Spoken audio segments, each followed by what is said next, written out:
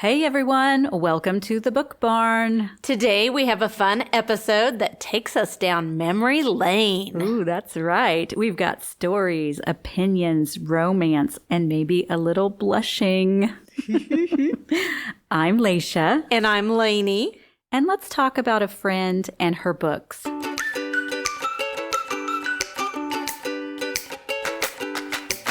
So we had a challenge on our Facebook page for our friends to turn the pages with us with 3 additional books in 3 months. Raven by Anne Gregor, There's No Place Like Home by Michelle Lynn Ross, and Dead Daddy Issues by Corinne DaCosta. Yep, 3 books for gold. You're a book champion. 2 books for silver. Still a literary legend. And 1 book for bronze. Nice job. You're still crushing it. 0 books. No worries. We still love ya. And why these books? Well, one of the books was written by an author from our hometown. One of the books, the author joined us in the Book Barn for an interview. And the other book was our very first author interview over the phone. And we read all 3 books. Gold! We have some other gold winners. Amy. Good Yay, job, Amy. Yay! Silver, we have Lynn and Angela and Sharon. Yay! And bronze, Tracy, Stacy, and Amanda. Awesome job, ladies. Well done. Yoo-hoo! Okay, we are so excited to talk about Raven by Anne Gregor. And full disclosure, We grew up with her. Yeah. She's from our small town. yes, we didn't really know her as Anne. That's her pen name. So we grew up kind of with Kristen in middle school, high school. She was between us in classes. And, look at her now, though, a published author with multiple books. And we are so proud of her. It's amazing. I love seeing people that we have, known in our youth that go on to do great things. And she should be proud. Absolutely.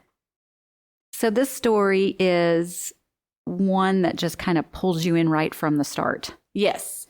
It has strong women. Very strong women. They're very independent, very capable women.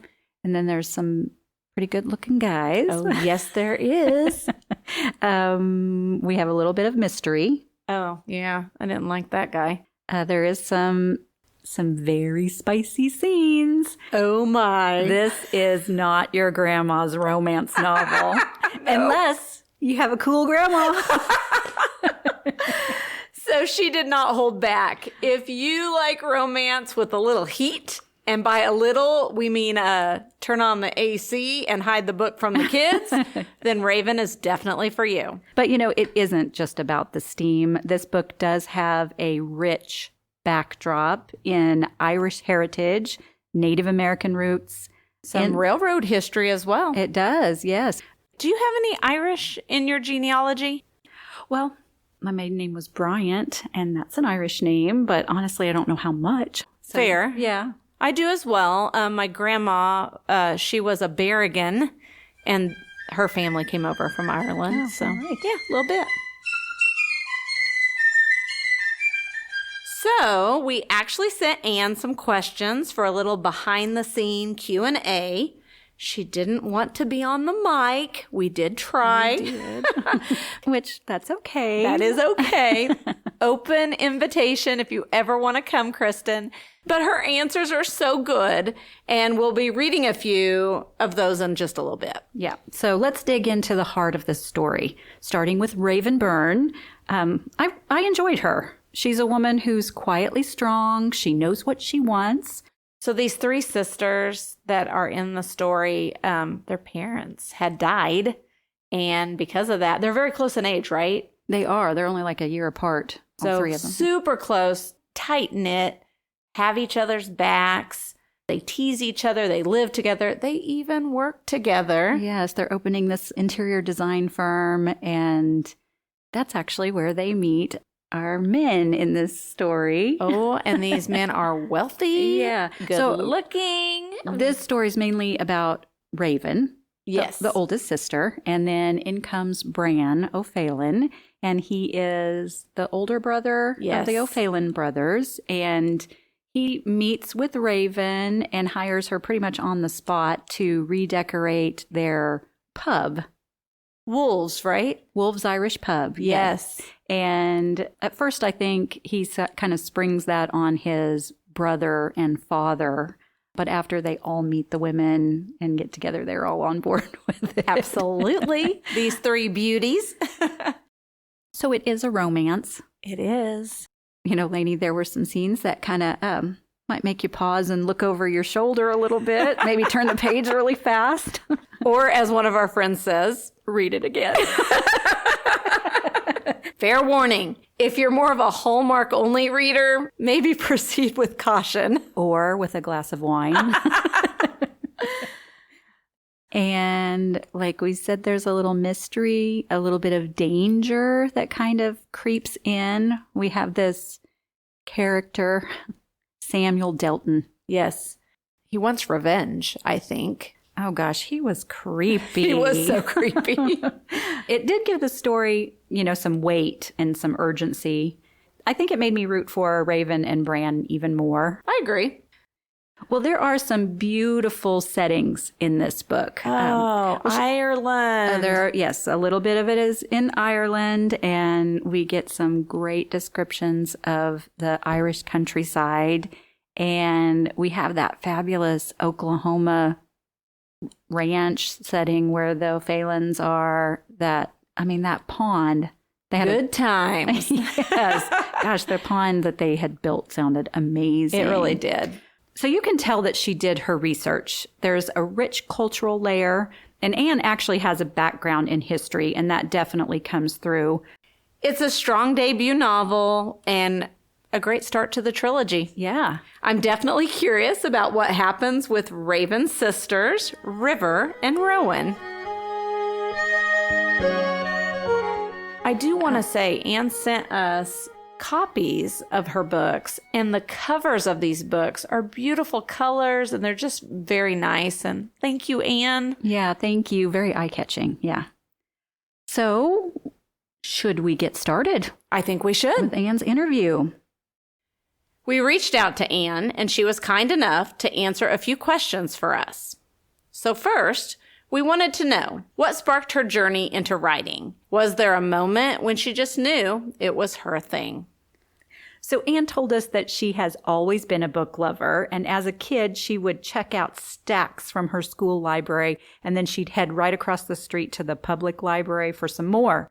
At night, she would imagine herself as all sorts of characters, sometimes a farmer, other times a seamstress, occasionally someone who could fly to escape the bad guys. Okay, now that's a childhood with imagination. I bet she didn't get a lot of sleep. Doesn't sound like it. And I bet her teachers loved her. Oh, probably so. And in her early 20s, she actually wrote a 600-page historical novel set in 14th century Scotland while she was working on her history degree. Wow.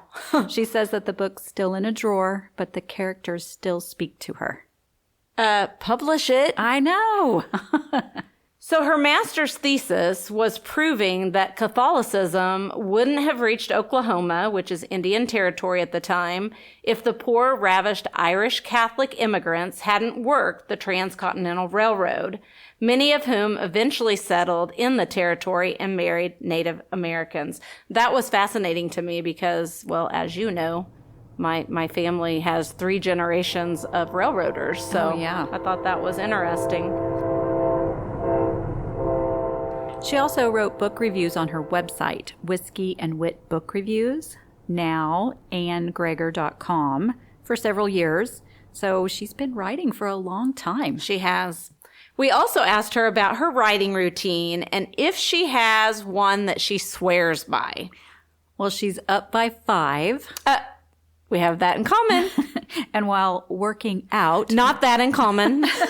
Working out might occasionally mean just standing in her home gym watching the news. She's earned that. Absolutely. So. She writes from her couch with snacks in reach. She keeps water, a protein bar, chips, and very specifically a big spoonful of Skippy double chunk peanut butter. She even has a pre-writing ritual, one game of Words with Friends, a couple chapters of whatever she's reading, and then she gets to work.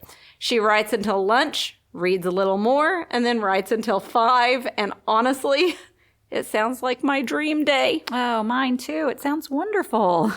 We asked if writer's block ever gets her, and yep, it does. Sometimes for a few hours and sometimes for a few days. She says that when that happens, she steps away. No guilt, she said. She will read or watch a cooking show until her brain resets.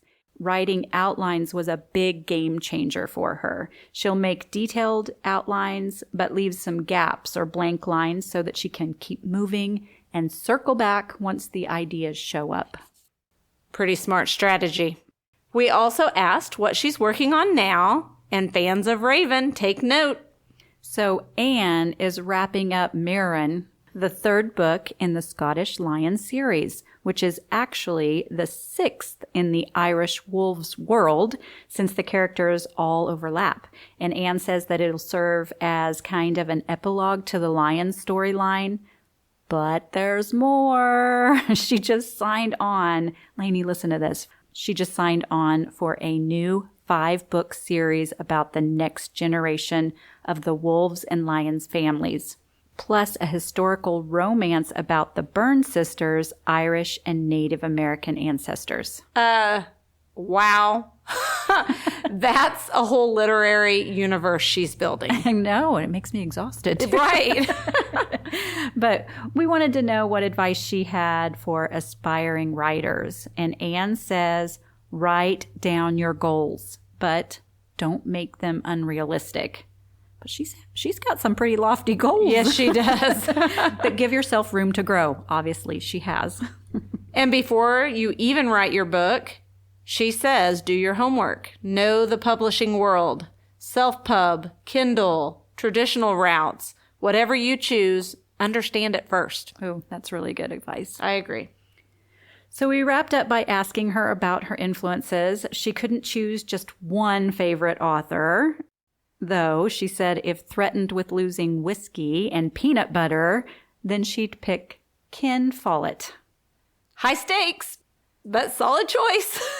Follett is a best-selling British author known for his epic historical novels. He's most famous for his novel, The Pillars of the Earth. Well, I have heard that it is about 1,000 pages of brilliant storytelling, but I haven't read it. Have you? I have not. I have one of his books here in my hand, Fall of the Giants. I haven't read it yet. That's pretty thick. It's almost 1,000 pages as well, but it's on my to-read list. All right. Well, Anne says that she's read Pillars of the Earth 20 times. Wow. She also gave a shout out to several other authors.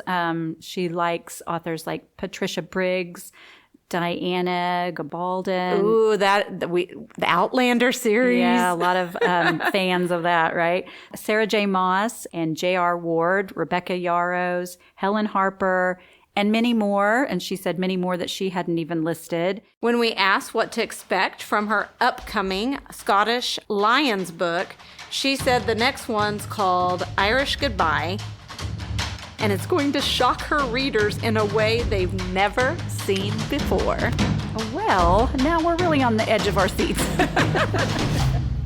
Okay, now that we've heard from Anne and we've gotten all that juicy behind-the-scenes info, we thought it'd be fun to hear from someone who read Raven right along with us. So I asked my cousin's daughter, Lauren, and she agreed.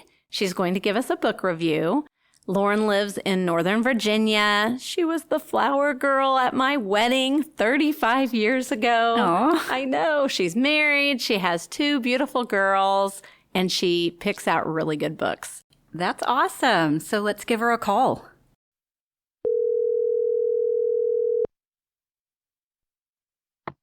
Hello. Hi, Lauren. Hi. So I don't know if you know my friend Laisha. I don't know if we've met, but I know you guys have been friends for a very long time because I know I've heard your name. Oh, yeah, we have been, that's for sure.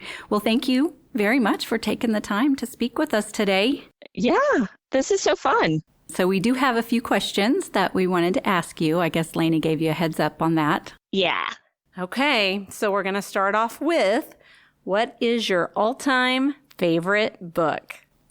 Oh, this one was hard because I feel like I had different books from every kind of stage of my life. You know, like as a kid, like Harry Potter came out, I was the same age as Harry when Harry Potter came out. So I read all those books, and that was kind of like my favorite book as a child, along with a couple other ones like True Confessions of Charlotte Doyle, which is by AVI, but pirates, historical fiction, fantasy, which is really funny because after Harry Potter, I was in college and going through a breakup, and Twilight was being released. And so I got into Twilight and I really started reading those, and that kind of really kicked off my love of reading. And then I started the Outlander series by Diana Gabaldon. Yes. I went hard into that. And from there, it's just kind of expanded. I love historical fiction. I like fantasy, romantasy. I do like a thriller. I don't like horror, but I love a true crime and things like that. But I think if I'm really going to have to narrow down my all-time favorite book, I would probably say Harry Potter and the Prisoner of Azkaban. You are related to me. I know. It was just such a good plot twist. I love a character development too, and I think that's why I lean more towards a series. Like, I will read a novel, but it has to kind of be a one and done. Like, the story needs to be wrapped up pretty quickly, but a series really gets into like the character development and that things like that. And I love a good plot twist. Awesome. So what book are you reading right now?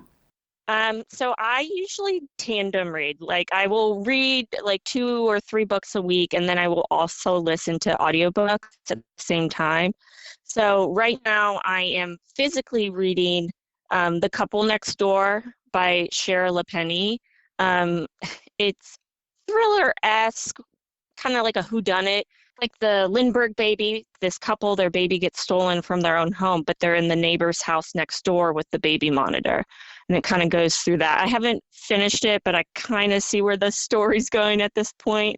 And then I'm also re-listening to this series called Red Rising by Pierce Brown. It's a fantasy series. Actually, Lainey, Uncle Mike would really like this series.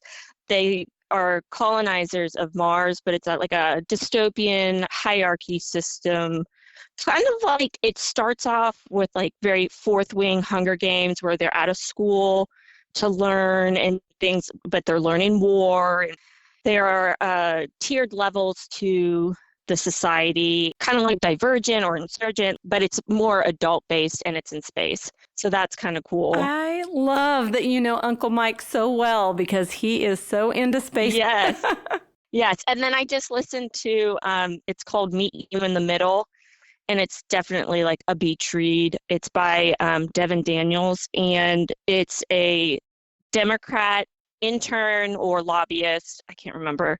But they work for like senators or congressmen, and then a Republican man, and they end up falling in love, and how they can like meet in the middle. Ooh. That's interesting. It was cute. Yeah. And it was fun for me being in the DC metro area for her to say things like the Willard, things that I knew where they were Sure. when she was describing. Familiar. Yeah, so it helped me visualize as I was listening to it. So Lauren, where do you get your titles from? What is your source?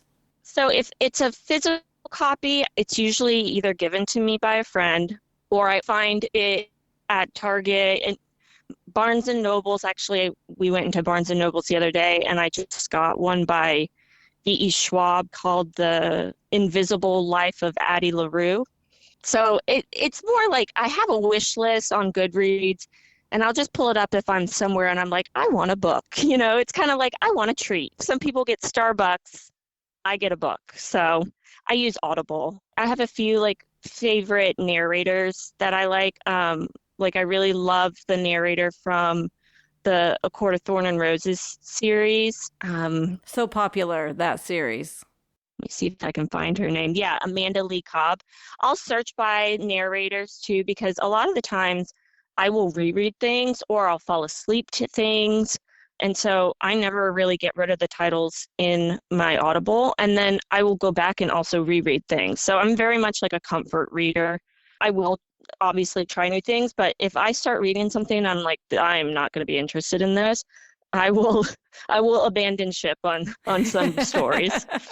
We were just talking about that we don't really go back and reread a whole lot because it seems like there's so much that we want to read. So I was wondering, why people do that. But it's kind of a comfort thing, I guess, just like you said. It's like some people rewatch The Office, right. But I love to like listen to a story again because once you kind of know the pace of the story and the general like plot, you can really visualize and create that kind of imagery in your head to make the story happen. And then my daughter, my oldest, she has the physical copies of the illustrated Harry Potter. Oh, yes. We listen along with the audiobook because she likes to hear the voices and things like that. And then we follow along in the book. I do that at school. Yeah. We do the first Harry Potter book, and I have also the audio. So they listen and follow along. Mm-hmm. Very fun. Yeah, I think she has enjoyed it. We're on the second one now. She's in second grade, so she is starting to form her opinions on what she likes. She really likes the I Survived books, which is wild. Like her favorite one she bought at the book fair last time was The I Survived the Revolutionary War of 1776. She read a Titanic one. Little history girl. Yeah. So that's been fun. Cool. So, Raven. Yeah, I actually, Lainey was a little worried. She's like, oh no, I didn't realize it was spicy. And I was like, this is very, very tamed from some of the things that I've read. But I liked it. Yeah, it is a quick read. It took me one day to read it. My one thing that I kept the entire time, I took like annotated notes in some of it. I kept trying to predict like who the bad guy was, but I did not like the part where the youngest sister is obviously into the dad. Agree. I just thought it was gross. I even wrote down like I did like a janky like family tree because I couldn't figure out how old everyone was. I was trying to, figure that out. So Raven is 25. That's what I figured. River is 24 and Rowan is 23. And then the O'Phelan brothers are 30 and like 28, 29. But they never say how old Hugh is, the dad. And I'm thinking, okay, how old were my parents when I was 30? And I was like, ugh. Yeah. So a 23-year-old and like a 56, somewhere in their 50s, maybe early 60s at the very bare minimum. And the crazy thing, Lauren, I've seen it happen. Oh, yeah. I know. No. And this is from my general perspective. This type of book, these beach reads where everyone falls in love, everyone gets you get a date and you get a man and you get a man and you get a man. They're always pretty, they're always good-looking guys, they're hidden billionaires and what have you. And it's like, okay, if Rowan is supposed to be this beautiful, like, Native American goddess they're all like dark-haired beauties, and then she marries a man in his 60s, it's like, Fair point. They can be good looking too, but I agree about the age gap. That's not my favorite thing. Oh, I'm too. sure, but make her 30. But the fact that she's much younger than his children. You make a very fair point. And I think that could bother quite a few people, really, that big of an age gap. Yeah. I fully got these characters and who they were and what they looked like and their vibe and that kind of thing. between the brother-sister contracting duo, like James and Joe. But I kept thinking that James was going to end up being like the bad guy. And when they introduced that Sam Delton, whose dad worked and was fired, it kind of read like the 50 Shades of Grey, the bad guy in that, where he was fired and then he just stalks them. I haven't read that, Lauren. Well, but I know it's spicy. Yeah. Yeah. I liked the setting because that was also kind of cool. I could envision like those prairies, since my mom grew up in the Midwest. Like I knew generally what she was meaning when she meant like Oklahoma City and the landscapes and like a small town in Oklahoma. I could picture that in my mind. And I like things like that. Me too. Yeah. Well, I do have a line that Leisha and I liked, and I think you're going to recognize it, right? Okay. It was from page 120, and it says, Raven was silent for a moment, and then she smiled. A person can learn a lot from books, right? And then he says, I'm building you a library. Do you remember that? Yes. And I always think about, I think maybe because I'm a millennial, like all millennial girls who are readers, we wanted Belle's library in Beauty and the Beast. I also want a library, Lauren. Well, Uncle Mike can make you a library. Yes, he can. And yes, he will. I thought that was the plan for the media room, was for you to get some built-in shelving in that. No, the media room's done, but my entry, the entry where the piano is, that's going to be my library. Oh, I didn't know that. So excited. Yes. We have a lady in our book club who is building her library in her house right now. I've seen a few pictures of it, and Amazing. Oh, amazing. Yes. So I can't wait to see that all done. Well, listen, we need to wrap this up, but you have given us such good information. I can't thank you enough. We have to do this again. Yes. Oh, another series that I really like is Deborah Harkness, the Discovery of Witches series. I've heard of that. You know what? I think I heard of it from you. Yeah, I think I have recommended it. It's a really good series, and honestly, if you guys ever have time in your schedule to read one of those, I will hop back on and fully dissect that with you. Ooh, deal. Okay, sounds good. Well, you know I love you, sweetheart. I love you too. And we will talk real soon. All right, thanks so much for having me. Thanks, Lauren. Bye. Bye-bye. Bye. I just love that, Lauren. Raven might not be everyone's cup of tea. There is some spice and some adult language, but Anne left us on a serious cliffhanger. You know I'll be reading the next one. Absolutely. We have to know what happens next. Huge thanks to Anne Gregor for letting us share her story, and to Lauren for hopping on the phone and letting us talk to her about books and about Raven. And hey, everyone, if you haven't already joined, come and hang out with us at our Book Barn Book Club Facebook group. The link is in the show notes. That's where we're talking books, sharing favorites, and gathering all your brilliant input for future episodes. Until next time, I'm Leisha. And I'm Lainey, and keep your bookmarks bouncing.